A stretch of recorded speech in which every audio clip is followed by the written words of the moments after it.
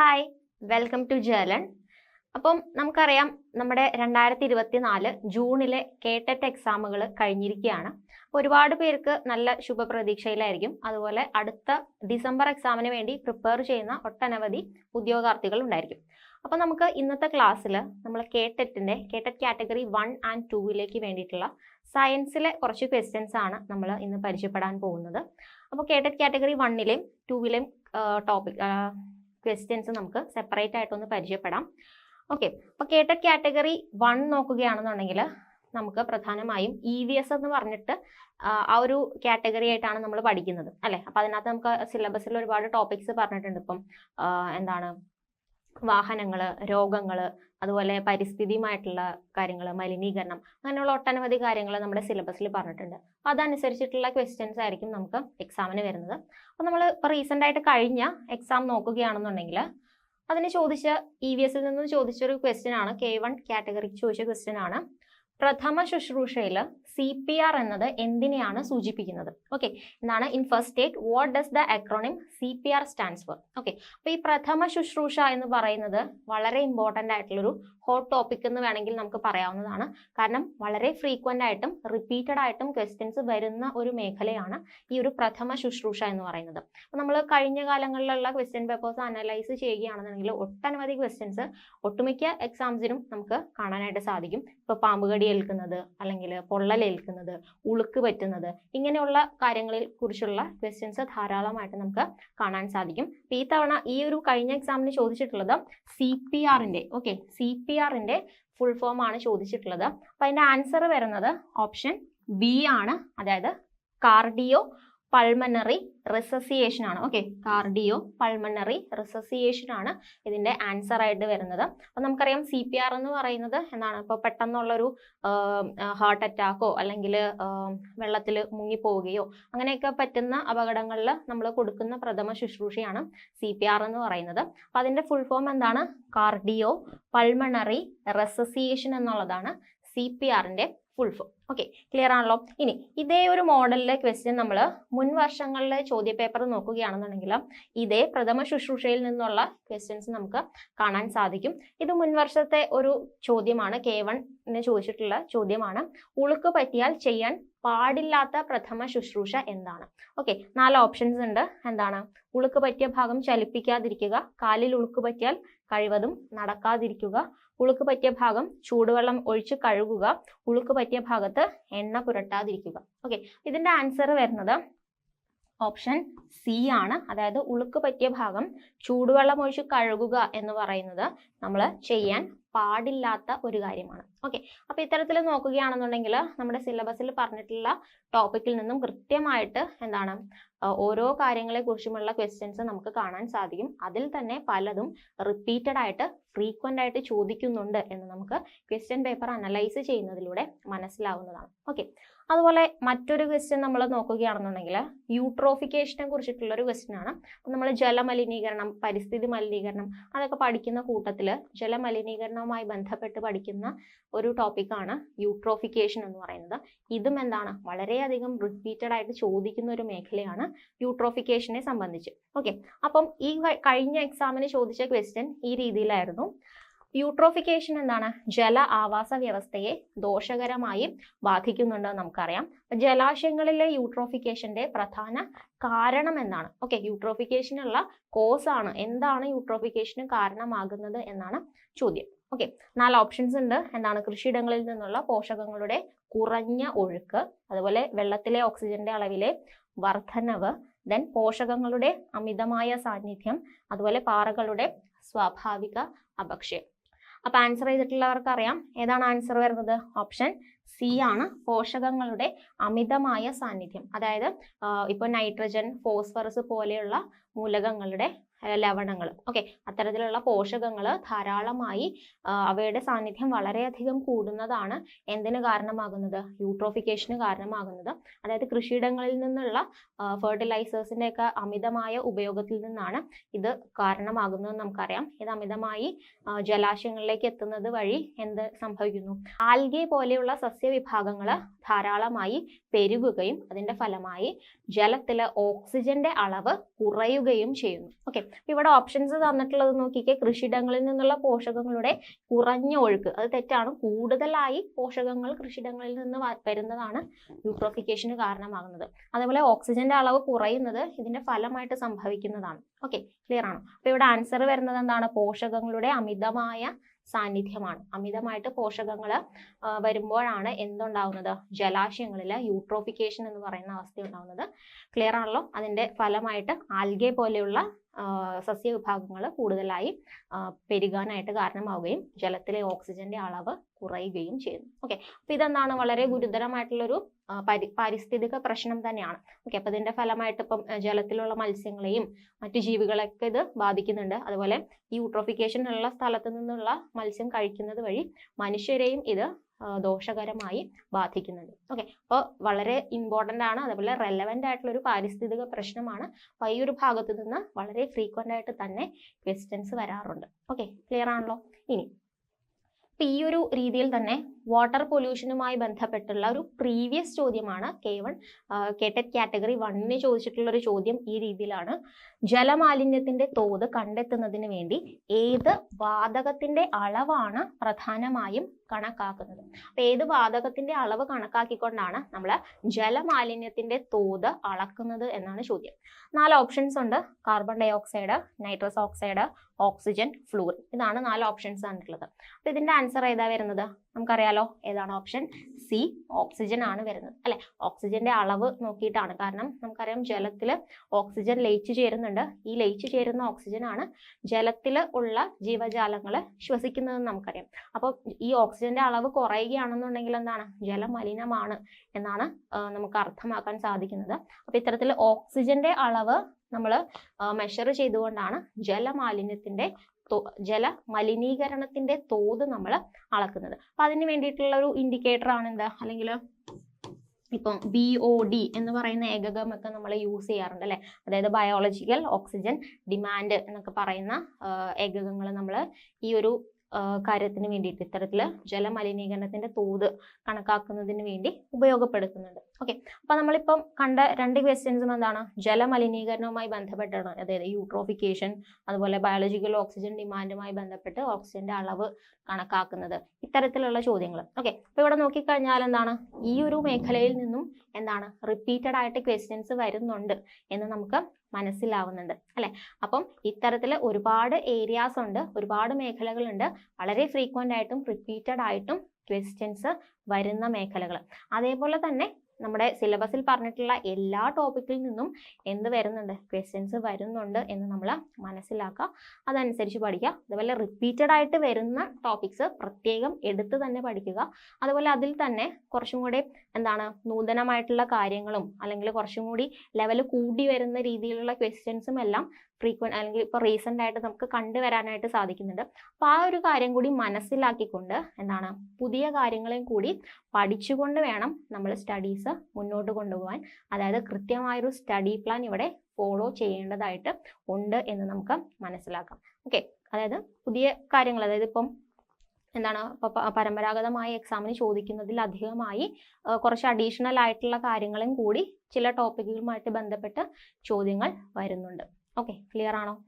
അപ്പൊ ഇത്രയും കാര്യങ്ങളാണ് നമ്മൾ K1 കേട്ടറ്റ് കാറ്റഗറി 1 സയൻസ് വിഭാഗം അല്ലെങ്കിൽ EVS വിഭാഗത്തിൽ നിന്നും പറയാൻ ഉദ്ദേശിക്കുന്ന ക്വസ്റ്റ്യൻസ് എന്ന് പറയുന്നത്. നിങ്ങൾക്ക് മനസ്സിലായിട്ടുണ്ടാകും, റിപ്പീറ്റഡ് ആയിട്ട് ഓരോ ടോപ്പിക്കിൽ നിന്നും ക്വസ്റ്റ്യൻസ് വരുന്നത് ഇവിടെ ക്ലിയർ ആയിട്ട് നമുക്ക് മനസ്സിലാവുന്നുണ്ട് ആ ഒരു ക്വസ്റ്റ്യൻസ് നോക്കുന്നതിലൂടെ. ഓക്കെ, ഇനി നമ്മൾ കേട്ടറ്റ് കാറ്റഗറി 2 നോക്കുകയാണെന്നുണ്ടെങ്കിൽ അവിടെയും നമുക്ക് എന്തുണ്ട്? ഒരു ഡീറ്റെയിൽഡ് ആയിട്ടുള്ളൊരു സിലബസ് പ്രൊവൈഡ് ചെയ്യുന്നുണ്ട് നമുക്ക് പഠിക്കാൻ വേണ്ടിയിട്ട്. അപ്പോൾ അവിടെ നമുക്ക് കാണാൻ സാധിക്കും, ഇപ്പോൾ നമ്മുടെ ഫിസിക്സിൽ നിന്നും കെമിസ്ട്രിയിൽ നിന്നും ബയോളജിയിൽ നിന്നും എല്ലാം നമുക്ക് ഒരുപാട് ടോപ്പിക്സ് അവിടെ പഠിക്കാനുണ്ട്. ഓക്കെ, അപ്പോൾ അത് വളരെ സിസ്റ്റമാറ്റിക് ആയിട്ട് പഠിക്കുകയാണെന്നുണ്ടെങ്കിൽ നമുക്ക് ഈസി ആയിട്ട് തന്നെ എന്ത് ചെയ്യാൻ സാധിക്കും? നമ്മുടെ ഈ ഒരു ക്വാളിഫയിങ് എക്സാം നമുക്ക് ക്വാളിഫൈ ആകാനായിട്ട് സാധിക്കുന്നതാണ്. ഓക്കെ, അപ്പൊ കൃത്യമായിട്ട് സിലബസിൽ പറഞ്ഞിരിക്കുന്ന കാര്യങ്ങൾ എന്തൊക്കെയാണോ അതുമായി ബന്ധപ്പെട്ട കാര്യങ്ങൾ പഠിക്കുക.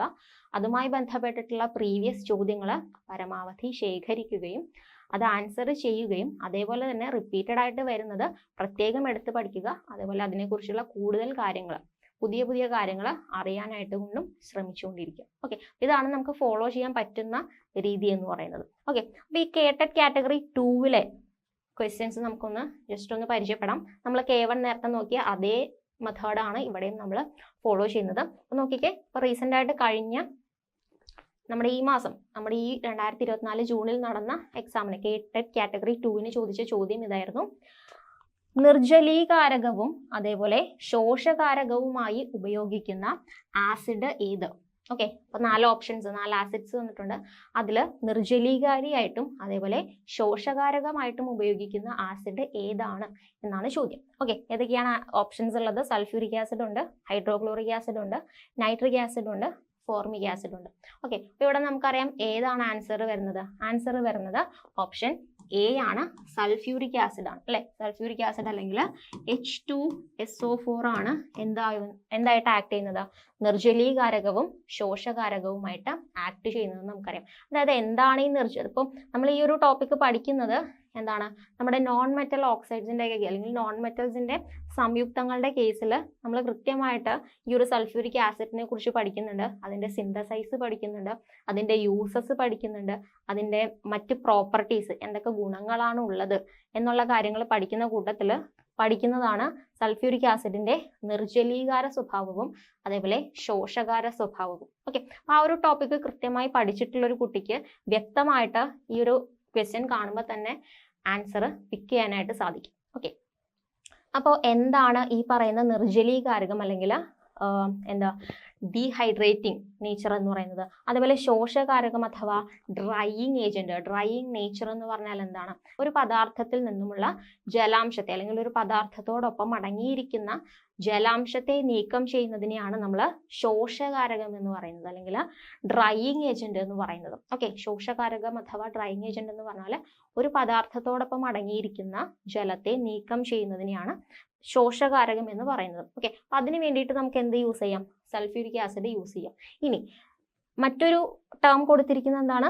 നിർജ്ജലീകാരകം അല്ലെങ്കിൽ ഡീഹൈഡ്രേറ്റിംഗ് ഏജന്റ് എന്ന് പറയും. ഡീഹൈഡ്രേറ്റിംഗ് ഏജന്റ് അതെന്താണ്? ഈ മറ്റേതുമായിട്ടുള്ള വ്യത്യാസം എന്താണെന്ന് ചോദിച്ചു കഴിഞ്ഞാൽ എന്താണ്? ഡ്രൈയിങ് ഏജന്റ് പോലെയല്ല. ഡ്രൈയിങ് ഏജന്റ് എന്ന് പറഞ്ഞാൽ നമ്മൾ പറഞ്ഞു പദാർത്ഥത്തിൽ അടങ്ങിയിരിക്കുന്ന ജലാംശത്തെ നീക്കം ചെയ്യുന്നതാണ്. എന്നാൽ നിർജ്ജലീകാരകം അല്ലെങ്കിൽ ഡീഹൈഡ്രേറ്റിംഗ് എന്ന് പറഞ്ഞിട്ടുണ്ടെങ്കിൽ ഒരു പദാർത്ഥത്തിനകത്ത് നിന്നും അതിലടങ്ങിയിരിക്കുന്ന ആറ്റങ്ങൾ, ഓക്കെ, നമുക്കറിയാം പദാർത്ഥങ്ങൾ ഉണ്ടാക്കിയിരിക്കുന്നത് ആറ്റങ്ങൾ, മോളിക്യൂൾസ് ഒക്കെ കൊണ്ടിട്ടാണ്. അതിനകത്ത് നിന്നും എന്താണ്? ഹൈഡ്രജനെയും ഓക്സിജനെയും ജലത്തിലുള്ളതിന് സമാനമായ അനുപാതത്തിൽ, അതായത് ജലം എന്ന് പറഞ്ഞാൽ എന്താണ്? H2O ആണെന്ന് എല്ലാവർക്കും അറിയാലോ. അതിൽ ഹൈഡ്രജന്റെയും ഓക്സിജന്റെയും എണ്ണത്തിന്റെ റേഷ്യോ എത്രയാണ്? 2:1 എന്നുള്ളതാണ്. ഈ 2:1 എന്നുള്ള റേഷ്യോയിൽ ഹൈഡ്രജനെയും ഓക്സിജനെയും പദാർത്ഥത്തിനകത്ത് നിന്നും നീക്കം ചെയ്യുന്നതിനെയാണ് എന്തെന്ന് പറയുന്നത്? നമ്മൾ ഡീഹൈഡ്രേറ്റിംഗ് അല്ലെങ്കിൽ നിർജ്ജലീകാരി എന്ന് പറയുന്നത്. ക്ലിയർ ആണോ? അപ്പൊ നമ്മളിപ്പം നമുക്കറിയാം ഇപ്പോൾ കോട്ടൺ ആയിട്ടും അതേപോലെ തന്നെ നമ്മുടെ പഞ്ചസാരയിലേക്കൊക്കെ ഈ പറയുന്ന സൾഫ്യൂരിക് ആസിഡ് ആഡ് ചെയ്താൽ നമുക്ക് അവസാനം കിട്ടുന്നത് കരിയായിരിക്കും. ഓക്കെ, കാർബൺ ആയിരിക്കും കിട്ടുന്നത്. അതിന്റെ റീസൺ എന്ന് പറയുന്നത് ഈ പഞ്ചസാരയിലുള്ളത് ഹൈഡ്രജനും കാർബണും ഓക്സിജനുമാണ്. അതിലെ ഹൈഡ്രജനെയും ഓക്സിജനെയും ആര് വലിച്ചെടുത്തുകൊണ്ട് പോകും? നമ്മുടെ സൾഫ്യൂരിക് ആസിഡ് അബ്സോർബ് ചെയ്യും. ഏത് റേഷ്യോയിലാണ്? വാട്ടറിൽ ഉള്ളതിന് സമാനമായ റേഷ്യോയിൽ, അതായത് H2Oയിലുള്ള 2:1 എന്നുള്ള റേഷ്യോയിൽ ആ ഹൈഡ്രജനെയും ഓക്സിജനെയും സൾഫ്യൂരിക് ആസിഡ് അബ്സോർബ് ചെയ്യും. ഓക്കെ, ക്ലിയർ ആണോ?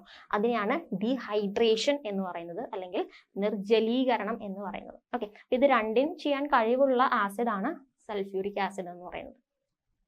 ക്ലിയർ ആണല്ലോ ഈ കാര്യം? അപ്പം ഇത് രണ്ടും അറിഞ്ഞിരുന്നാൽ ഈ ഒരു ക്വസ്റ്റ്യൻ ആൻസർ കാണുമ്പോൾ തന്നെ നമുക്ക് കൃത്യമായി മനസ്സിലാവും ഏതാണ് ആൻസർ എന്നുള്ളത്. ഓക്കെ, സൾഫ്യൂരിക് ആസിഡ് ആണ് നിർജ്ജലീകാരിയും അതേപോലെ ശോഷകാരകവും, അതായത് ഡീഹൈഡ്രേറ്റിംഗ് ഏജന്റും അതേപോലെ തന്നെ ഡ്രൈയിങ് ഏജന്റ് ആയിട്ടും ആക്ട് ചെയ്യുന്നത്. ഓക്കെ, ക്ലിയർ അല്ലേ?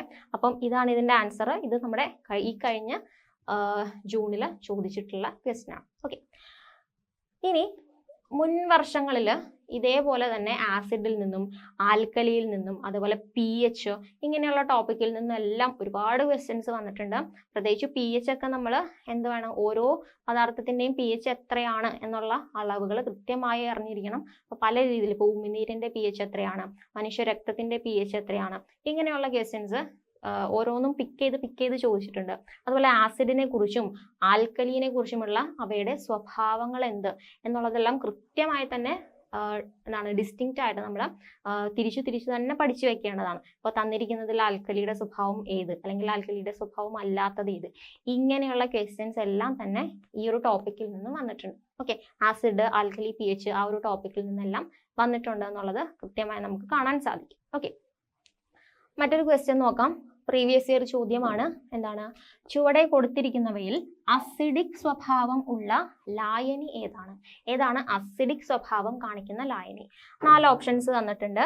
NH3, അതുപോലെ CaOH2, കാൽസ്യം ഹൈഡ്രോക്സൈഡ്, SO3 അതായത് sulphur try oxide, then Na2CO3 അതായത് സോഡിയം കാർബണേറ്റ്. അപ്പൊ ഈ ക്വസ്റ്റ്യന്റെ ആൻസർ വരുന്നത് ഓപ്ഷൻ സി ആണ്. SO3 ആണ് ഇതിന്റെ ആൻസർ വരുന്നത്. ഓക്കെ, SO3 എന്തുകൊണ്ടാണ്? നമ്മൾ ഈ പറയുന്ന പോലെ തന്നെ നോൺ മെറ്റൽസിന്റെ ഒക്കെ കേസിൽ പഠിക്കുമ്പോൾ നോൺ മെറ്റൽ ഓക്സൈഡ് അസിഡിക് ആണ് എന്നുള്ളൊരു പോയിന്റ് നമ്മൾ പഠിക്കുന്നുണ്ട്. എന്താണ്? നോൺ മെറ്റൽസിന്റെ ഓക്സൈഡുകൾ അസിഡിക് സ്വഭാവം കാണിക്കുന്നു. Okay, non metal oxide acidic സ്വഭാവം കാണിക്കുന്നു എന്ന് നമ്മൾ കൃത്യമായി അവിടെ പഠിക്കുന്നുണ്ട്. അതുപോലെ മെറ്റൽ ഓക്സൈഡുകളാണ് എന്നുണ്ടെങ്കിൽ അവ മെറ്റൽ ഓക്സൈഡ് ആവും, അതുപോലെ മെറ്റൽ ഹൈഡ്രോക്സൈഡ് ആണെന്നുണ്ടെങ്കിലും അത് ബേസിക് സ്വഭാവമായിരിക്കും കാണിക്കുന്നത്. ഓക്കെ, അപ്പൊ ഈ തന്നിരിക്കുന്ന ഓപ്ഷൻസിൽ ഏതാണ് നോൺ മെറ്റലിന്റെ ഓക്സൈഡ് എന്ന് നോക്കിയാൽ മതി. നോൺ മെറ്റൽ ഓക്സൈഡ് ഒന്ന് മാത്രമേ ഉള്ളൂ ഇവിടെ, SO3 ആണ്. സൾഫറിന്റെ ഓക്സൈഡ് ആയിട്ടുള്ള സൾഫർ ട്രയോക്സൈഡ് ആണ്. സോ നമുക്ക് മനസ്സിലായി അത് നോൺ മെറ്റൽ ഓക്സൈഡ് ആണ്, അതുകൊണ്ട് തന്നെ അത് അസിഡിക് സ്വഭാവമായിരിക്കും കാണിക്കുന്നത്. അപ്പൊ ബാക്കിയുള്ളത് നോക്കുകയാണെങ്കിൽ അമോണിയനെ കുറിച്ച് നമ്മൾ പഠിക്കുന്നുണ്ട്. എന്താണ്? ബേസിക സ്വഭാവമുള്ള വാതകമാണ് അമോണിയ എന്ന് പറയുന്നത്. അതുപോലെ കാൽസ്യം ഹൈഡ്രോക്സൈഡ് എന്താണ്?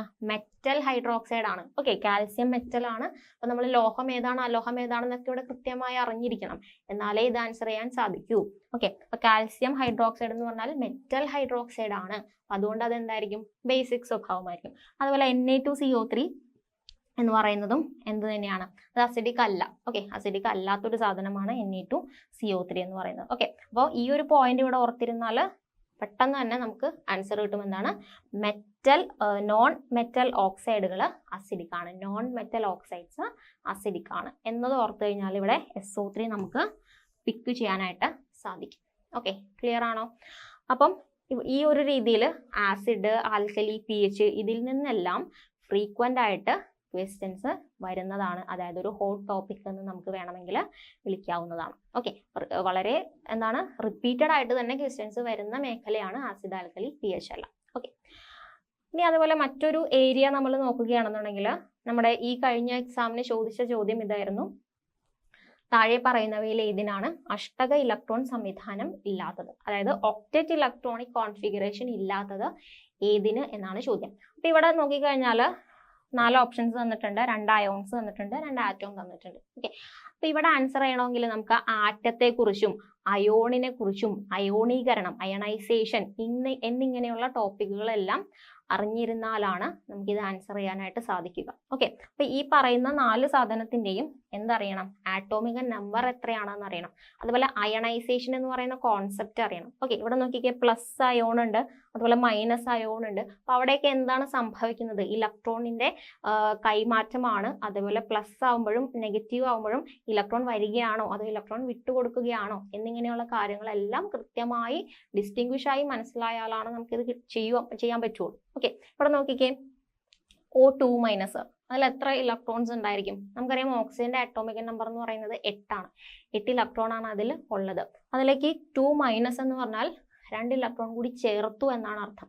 മനസ്സിലായോ? 2 ഇലക്ട്രോൺ കൂടി ചേർത്തു എന്നർത്ഥം. അപ്പോൾ 2, 6 എന്ന് പറയുന്ന കോൺഫിഗറേഷനോടൊപ്പം 2 ഇലക്ട്രോൺ കൂടി വന്നാൽ എന്തായി മാറി? കോൺഫിഗറേഷൻ 2, 8 എന്നായി മാറി. ഓക്കെ, 2, 8 എന്നായിട്ട് മാറി. ഇനി നിയോൺ എന്ന് പറയുന്നത് എന്താണ്? നമുക്കറിയാം നിയോൺ എന്ന് പറയുന്നത് എന്താണ്? ഒരു ഉത്കൃഷ്ടവാതകമാണ്, അല്ലെങ്കിൽ നോബിൾ ഗ്യാസ് ആണെന്ന് നമുക്കറിയാം അല്ലെ. 18ാമത്തെ ഗ്രൂപ്പിൽ വരുന്നതാണ്. അപ്പൊ പീരിയോഡിക് ടേബിളിനെ കുറിച്ചൊക്കെ ഐഡിയ വേണം. നോബിൾ ഗ്യാസ് എന്താണ് എന്നുള്ള കാര്യങ്ങളെ കുറിച്ചെല്ലാം ഐഡിയ വേണം. ഓക്കെ, അപ്പൊ നിയോൺ എന്ന് പറയുന്നത് അറ്റോമിക് നമ്പർ 10 ആണ്. അതിന്റെ കോൺഫിഗറേഷൻ വരുന്നത് എത്രയാണ്? 2, 8 എന്ന് പറയുന്നതായിരിക്കും നിയോണിന്റെ കോൺഫിഗറേഷൻ. ഓക്കെ, ഇനി കെ എന്ന് പറഞ്ഞാൽ പൊട്ടാസ്യം ആണ്. പൊട്ടാസ്യത്തിന്റെ അറ്റോമിക് നമ്പർ എത്രയാണ്? 19 ആണ് അല്ലെ. അപ്പൊ നമ്മൾ കുറച്ചൊരു 30, അറ്റ്ലീസ്റ്റ് 30 വരെയെങ്കിലും ഉള്ള ആറ്റങ്ങളുടെ ആറ്റോമിക നമ്പർ പഠിച്ചിരിക്കുക.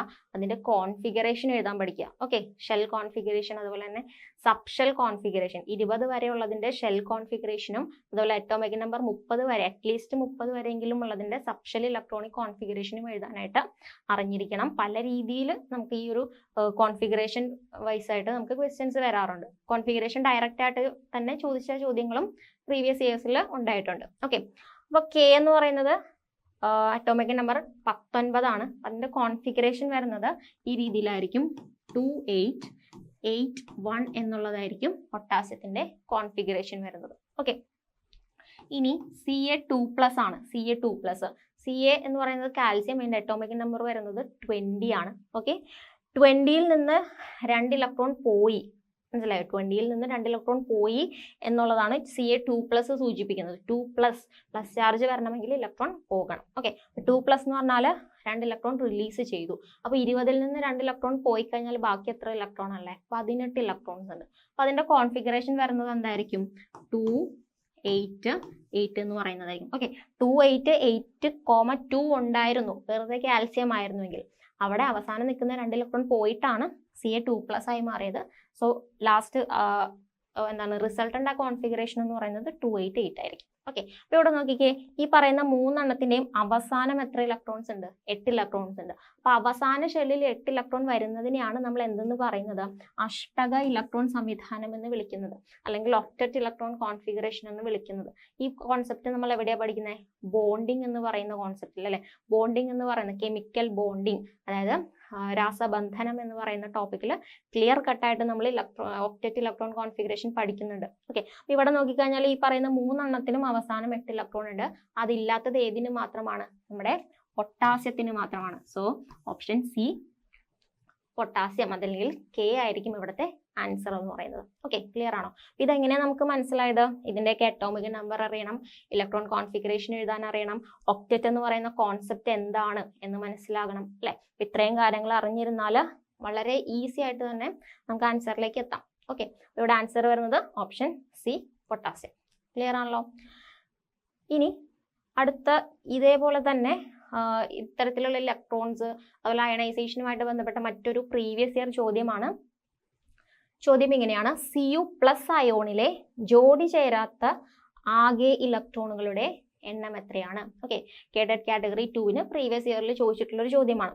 4 ഓപ്ഷൻസും തന്നിട്ടുണ്ട്. അപ്പൊ നമുക്ക് നോക്കാം. Cu+ അയോൺ നോക്കിക്കഴിഞ്ഞാൽ നമുക്കറിയാം Cu എന്ന് പറഞ്ഞാൽ 29 ആണ് അറ്റോമിക് നമ്പർ. ഓക്കെ, Cu എന്ന് പറഞ്ഞാൽ അറ്റോമിക് നമ്പർ 29 ആണ്. അപ്പൊ Cu+ എന്ന് പറയുമ്പോൾ എന്തായിരിക്കും? 28 ഉണ്ടാവുള്ളൂ. അതുപോലെ കോപ്പറിന് മറ്റൊരു പ്രത്യേകത ഉണ്ട്, നമ്മൾ പഠിച്ചിട്ടുണ്ട്. ഡി ബ്ലോക്ക് എലമെന്റ് ആണ്, അറ്റോമിക് നമ്പർ 29 ആണ്. അതിന്റെ അവസാനം വരുന്നത് എന്താണ്? 4s1 3d10 എന്നായിരിക്കും വരുന്നത്. എങ്ങനെയാണ്? 4s1 3d10 ആയിരിക്കും വരുന്നത്.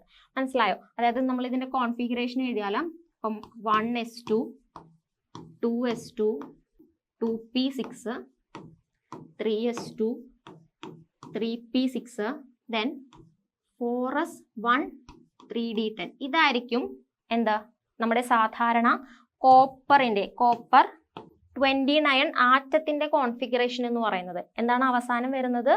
3d10 4s1 എന്നാണ്. മനസ്സിലാവും? ഇതിന്റെ റീസൺ എന്താണ്? കാരണം ഇവിടെ ആക്ച്വലി വരേണ്ടത് 4s2 3d9 ആണ്. പക്ഷെ കോപ്പർ എക്സിസ്റ്റ് ചെയ്യുന്നത് എങ്ങനെയാണ്? 4s1 3d10 എന്നുള്ള ഒരു കോൺഫിഗറേഷനിലാണ്. അതിന്റെ റീസൺ നമ്മൾ പഠിച്ചിട്ടുണ്ട്. എന്താണ്? ഡി സബ്ഷെല്ലില് ഫുള്ളി ഫിൽഡോ ഹാഫ് ഫിൽഡോ കോൺഫിഗറേഷൻ വരികയാണെന്നുണ്ടെങ്കിൽ അതിന് എക്സ്ട്രാ സ്റ്റെബിലിറ്റി ഉണ്ടായിരിക്കും. അപ്പോൾ ഈ 4s2-ലെ ഒരു ഇലക്ട്രോൺ ഇവിടേക്ക് ട്രാൻസ്ഫർ ആയിട്ട് 3d10 4s1 എന്നുള്ള കോൺഫിഗറേഷനിലായിരിക്കും അത് നിൽക്കുന്നത്. ഓക്കെ, ഇത് സാധാരണ കോപ്പറിന്റെ കേസാണ്. നമ്മുടെ ചോദ്യം എന്താണ്? Cu+ അയോൺ ആണ്. Cu+ ion. Cu+ എന്ന് പറഞ്ഞാൽ അതിൽ എത്ര ഇലക്ട്രോൺ പോകുന്നുണ്ട്? 1 ഇലക്ട്രോൺ പോകുന്നുണ്ട്. മനസ്സിലായോ? സാധാരണഗതിയിൽ ഇവിടെ ഒരു ഫ്രീ ഇലക്ട്രോൺ ഉണ്ട്, ജോഡി ചേരാതെ 1 ഇലക്ട്രോൺ ഉണ്ടോ? 4s1 എന്ന് പറഞ്ഞ് ജോഡി ചേരാതെ 1 ഇലക്ട്രോൺ നിൽക്കുന്നുണ്ട്. പക്ഷെ Cu+ ആകുന്ന സമയത്ത് ഈ അവസാനം നിൽക്കുന്ന 4s1 അത് ലോസ് ചെയ്യുകയാണ്, അവിടെ നിന്ന് പോവുകയാണ് ചെയ്യുന്നത്. അപ്പോഴാണ് Cu+ അയോൺ ആവുന്നത്. മനസ്സിലായോ? അപ്പൊ ഈ ലാസ്റ്റത്തെ ഈ 4s1 പോയി കഴിഞ്ഞാൽ പിന്നെ ഇതില് ജോഡി അല്ലാത്ത ഇലക്ട്രോൺ ഉണ്ടോ? ഇല്ല, എല്ലാം പെയർഡ് ആണ് അല്ലെ? എല്ലാം നമുക്കറിയാം നമ്മൾ ഈ ഇലക്ട്രോൺ ഫില്ലിംഗ് ഒക്കെ പഠിക്കുന്ന സമയത്ത് എന്താണ് നമ്മൾ പല പ്രിൻസിപ്പിൾസും പഠിക്കുന്നുണ്ട്. ഓഫ് ബോ പ്രിൻസിപ്പിൾ, അതുപോലെ പോളീസ് എക്സ്ക്ലൂഷൻ ഒക്കെ പഠിക്കുന്നുണ്ട്. ഓക്കെ, അപ്പൊ അതൊക്കെ അനുസരിച്ച് നമുക്ക് മനസ്സിലാവുന്നുണ്ട് ഇവിടെ എല്ലാം പെയർഡ് ആയിട്ടാണ് ഇലക്ട്രോൺ നിൽക്കുന്നത്. ഓക്കെ, നമുക്കറിയാം അത് പെയർഡ് ആണെന്നുള്ളത്. അപ്പം ഈ അവസാനത്തെ 4s1 കൂടെ പോയി കഴിഞ്ഞാൽ പിന്നെ അതിൽ പെയർഡ് ഇലക്ട്രോൺസ് ഒന്നും തന്നെ ഇല്ല. സോ ആൻസർ വരുന്നത് ഓപ്ഷൻ എ 0 ആയിരിക്കും. ഓക്കെ, ഓപ്ഷൻ എ 0 ആയിരിക്കും ഇതിന്റെ ആൻസർ വരുന്നത്. ഓക്കെ, ക്ലിയർ ആണോ? അപ്പൊ ഇതും നമുക്ക് എങ്ങനെയാണ് ചെയ്യാൻ സാധിക്കുന്നത്? ഇത്തരത്തിൽ കോൺഫിഗറേഷൻ എഴുതാൻ അറിയണം. അയോണൈസേഷൻ എന്ന് പറയുന്ന കോൺസെപ്റ്റ് അറിയണം അല്ലെ. പ്ലസ് അയോൺ ആവുമ്പോൾ ഇലക്ട്രോൺ പോകുന്നു എന്ന് പറയുന്ന കോൺസെപ്റ്റ് അറിയണം. അതുപോലെ പെയറിങ്ങിന്റെ കാര്യങ്ങൾ അല്ലെ, എങ്ങനെയാണ് ഇലക്ട്രോൺ പെയറിങ് അല്ലെങ്കിൽ ഇലക്ട്രോൺ ഫില്ലിംഗ് നടക്കുന്നത്, അങ്ങനെയുള്ള കാര്യങ്ങളെ കുറിച്ചൊക്കെ അവബോധമുണ്ടെങ്കിൽ ആണ് നമുക്ക് ഈ ഒരു ക്വസ്റ്റ്യൻ ആൻസർ ചെയ്യാൻ പറ്റുന്നത്. ഓക്കെ, പക്ഷെ നമ്മൾ സിസ്റ്റമാറ്റിക് ആയിട്ട് പഠിക്കുകയാണെന്നുണ്ടെങ്കിൽ ഈസി ആയിട്ട് തന്നെ നമുക്ക് പഠിക്കാവുന്ന കാര്യങ്ങളേ ഉള്ളൂ. ഓക്കെ, ക്ലിയർ ആണോ? അപ്പം നമ്മുടെ കേടെറ്റ് കാറ്റഗറി 2ലെയും നമ്മൾ ക്വസ്റ്റ്യൻസ് പരിചയപ്പെട്ട സമയത്ത് ഇതേപോലെ തന്നെ നമുക്ക് മനസ്സിലാവുന്നുണ്ട് ഏതെല്ലാം ഏരിയയിൽ നിന്നാണ് ഫ്രീക്വന്റ് ആയിട്ട് അല്ലെങ്കിൽ റിപ്പീറ്റഡ് ആയിട്ട് ക്വസ്റ്റ്യൻസ് വരുന്നത്. K1ലെ പോലെ തന്നെ ഇവിടെയും നമുക്ക് റിപ്പീറ്റഡ് ക്വസ്റ്റ്യൻസ് വരുന്നുണ്ട്. ഒരുപാട് ടോപ്പിക്കുകൾ, അതായത് ആസിഡ്, ആൽക്കലി, pH, അതുപോലെ തന്നെ മിക്സ്ചേഴ്സ്. ഓക്കെ, മിക്സ്ചേഴ്സിന്റെ ഒക്കെ കേസിൽ മിക്സ്ചേഴ്സിന്റെ സെപ്പറേഷൻ, അതായത് കടൽ ജലത്തിൽ നിന്നും വെള്ളത്തെ ശുദ്ധീകരിക്കുന്ന അത്തരത്തിലുള്ള സെപ്പറേഷൻ ടെക്നിക്കുകൾ, അതുപോലെ തന്നെ ആട്ടത്തിന്റെ കേസുകൾ, ആട്ടത്തിന്റെ എന്താണ്, അതുപോലെ ആട്ടത്തിന്റെ സ്ട്രക്ചർ, കോൺഫിഗറേഷൻ, ഇങ്ങനെയുള്ള കാര്യങ്ങൾ. അപ്പൊ ഇതെല്ലാം തന്നെ എന്താണ്, റിപ്പീറ്റഡ് ആയിട്ട് ക്വസ്റ്റ്യൻസ് വരുന്നതാണ്. അപ്പൊ അതൊക്കെ മനസ്സിലാക്കിക്കൊണ്ട് വേണം നമ്മുടെ സ്റ്റഡി പ്ലാൻ തയ്യാറാക്കാനായിട്ട്. ഓക്കെ, ക്ലിയർ ആണോ? അപ്പം ഇതിന് വേണ്ടിയിട്ട് നമ്മുടെ JLearnൽ പുതിയ കോഴ്സ് നമ്മൾ ലോഞ്ച് ചെയ്യുകയാണ്. KTET category 1, 2, 3. ഓക്കെ, 3 വരെയുള്ള കാറ്റഗറീസിന് വേണ്ടിയിട്ട് നമ്മൾ JLearnൽ പുതിയ കോഴ്സ് ഉടനെ തന്നെ ലോഞ്ച് ചെയ്യുന്നുണ്ട്. അപ്പോൾ അതിൻ്റെ പ്രത്യേകതകളായിട്ട് നമുക്ക് കിട്ടുന്നത് സ്റ്റുഡിയോ റെക്കോർഡഡ് ആയിട്ടുള്ള ക്ലാസ്സസ് നിങ്ങൾക്ക് അവൈലബിൾ ആയിരിക്കും. ഫുൾ ടോപ്പിക് നമ്മുടെ സിലബസ് അനുസരിച്ച് ഫുൾ ടോപ്പിക് കവർ ചെയ്യുന്ന ക്ലാസ്സസ് നിങ്ങൾക്ക് അവൈലബിൾ ആയിരിക്കും. അതേപോലെ നമ്മൾ ഈ പറയുന്ന എല്ലാ ക്വസ്റ്റ്യൻ പേപ്പേഴ്സും അനലൈസ് ചെയ്തുകൊണ്ട് ഓരോ ടോപ്പിക്കിൻ്റെയും ഇമ്പോർട്ടൻസ് മനസ്സിലാക്കി ആ രീതിയിലുള്ള ക്ലാസ്സസ് ആയിരിക്കും നിങ്ങൾക്ക് തരുന്നത്. അപ്പം നമ്മൾ കണ്ടു ഏതൊക്കെ മേഖലയിൽ നിന്ന് റിപ്പീറ്റഡ് ആയിട്ട് ക്വസ്റ്റ്യൻസ് വരുന്നുണ്ട്. അപ്പം അതെന്ത് ചെയ്യണം, നമ്മൾ ഫുള്ളി കവർ ചെയ്തിരിക്കണം. അതിനുശേഷം അതിൽ തുടർച്ചയായിട്ട് അല്ലെങ്കിൽ അതിൽ നിന്നും മാറ്റം വരുന്ന അല്ലെങ്കിൽ നൂതനമായിട്ടുള്ള കാര്യങ്ങൾ ആ ഒരു ടോപ്പിക്കിനെ കുറിച്ച് നമ്മൾ പഠിച്ചിരുന്നാൽ എന്താണ്, നമുക്ക് തീർച്ചയായിട്ടും ഏറ്റവും നല്ല റാങ്കിലേക്ക് തന്നെ എത്താനായിട്ട് സാധിക്കും. ഓക്കെ, അതേപോലെ തന്നെ നിങ്ങൾക്ക് സ്റ്റഡി മെറ്റീരിയൽസ് അവൈലബിൾ ആയിരിക്കും. അതേപോലെ തന്നെ നമുക്ക് ലൈവ് ക്ലാസ്സസും മോക്ക് ടെസ്റ്റുകളും ഉണ്ടായിരിക്കും. ദെൻ നമ്മുടെ ഫാക്കൽറ്റീസ് എന്ന് പറയുന്നത് ക്വാളിഫൈഡ് ആയിട്ടുള്ള ഫാക്കൽറ്റീസിൻ്റെ ക്ലാസ്സസ് ആയിരിക്കും നിങ്ങൾക്ക് കിട്ടുന്നത്. അതുപോലെ തന്നെ നിങ്ങൾക്ക് സ്റ്റഡി പ്ലാനും മെൻറ്റർഷിപ്പും നമ്മൾ പ്രൊവൈഡ് ചെയ്യുന്നുണ്ടായിരിക്കും. അതേപോലെ തന്നെ 24/7 ടെക്നിക്കൽ സപ്പോർട്ട് നിങ്ങൾക്ക് അവൈലബിൾ ആയിരിക്കും. നമ്മുടെ ഈ കോഴ്സിനെ കുറിച്ച് കൂടുതൽ അറിയാനും അതിൽ ജോയിൻ ചെയ്യാനും വേണ്ടിയിട്ട് നിങ്ങൾ ഈ കാണുന്ന നമ്പറിൽ കോണ്ടാക്ട് ചെയ്യാവുന്നതാണ്. ഓക്കെ, അപ്പം ഇത്രയാണ് നമ്മുടെ ഈ ഒരു ക്ലാസ്സിൽ നമ്മൾ ഉദ്ദേശിക്കുന്നത്. അതായത് ഇപ്പം റീസെൻ്റ് ആയിട്ട് കഴിഞ്ഞ എക്സാമിൻ്റെ ക്വസ്റ്റ്യൻസ് വെച്ചിട്ട് നമ്മൾ പ്രീവിയസ് ഇയറിലും ഇതേപോലെയുള്ള ക്വസ്റ്റ്യൻസ് വന്നിട്ടുണ്ട്. അപ്പം അത്തരത്തിലുള്ള ഫ്രീക്വൻ്റ്ലി ആസ്ക്ഡ് ക്വസ്റ്റ്യൻസും ആ ഒരു ടോപ്പിക്സ് ഒക്കെയാണ് നമ്മൾ ഇന്നത്തെ ക്ലാസ്സിൽ കണ്ടത്. അപ്പോൾ ഇതേപോലെയുള്ള ക്ലാസ്സുകൾ വീണ്ടും ലഭിക്കാനായിട്ട് നിങ്ങൾ ചാനൽ സബ്സ്ക്രൈബ് ചെയ്യുക. അതുപോലെ തന്നെ നമ്മുടെ കോഴ്സ് ഉടനെ തന്നെ ലോഞ്ച് ചെയ്യാൻ പോകുന്ന കോഴ്സിൽ ജോയിൻ ചെയ്യാനായിട്ട് ഈ കാണുന്ന നമ്പറിൽ കോൺടാക്ട് ചെയ്ത് നിങ്ങൾക്ക് അഡ്മിഷൻ എടുക്കാവുന്നതാണ്. ഓക്കെ, അപ്പോൾ കൂടുതൽ ഇത്തരത്തിലുള്ള കേടെറ്റ് എക്സാമിന് വേണ്ടിയിട്ടുള്ള ക്ലാസ്സുകളും കാര്യങ്ങളൊക്കെ തീർച്ചയായിട്ടും നിങ്ങൾക്ക് ചാനലിലൂടെ തുടർന്നും ലഭിക്കുന്നതായിരിക്കും. അപ്പോൾ ഇനി അടുത്ത എക്സാമിന് വേണ്ടിയിട്ട് എഴുതാൻ പോകുന്ന എല്ലാവർക്കും ഓൾ ദി ബെസ്റ്റ്. അതേപോലെ തന്നെ കഴിഞ്ഞ എക്സാമിന് നന്നായി പെർഫോം ചെയ്ത എല്ലാവർക്കും കൺഗ്രാറ്റ്സും അറിയിച്ചുകൊണ്ട് കൂടുതൽ വീഡിയോസുമായിട്ട് നമുക്ക് മറ്റ് ദിവസങ്ങളിൽ കാണാവുന്നതാണ്. Thank you.